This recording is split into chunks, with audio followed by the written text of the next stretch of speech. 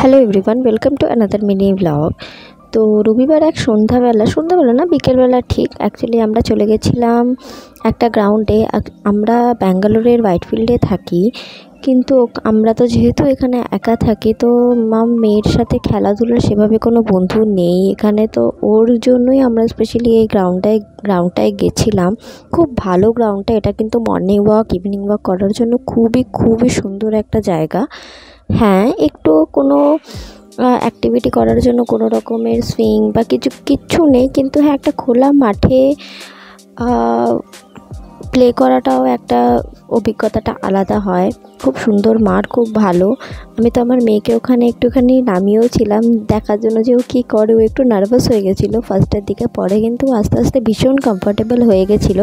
তারপর দেখি কি না ও এবার আস্তে আস্তে একটা বন্ধুও পাতিয়ে ফেলেছে। বন্ধু তো যেভাবে পাতিয়েছিল পুরো কোলে উঠে নাচানাচি করছে।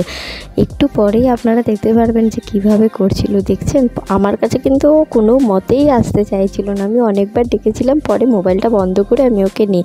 তারপর আমার বড়মশাইকে খুঁজতে গিয়ে দেখি ও বাস্কেটবলে যোগদান করেছে। ব্লগটা ভালো লাগলে লাইক শেয়ার সাবস্ক্রাইব করে দেবেন।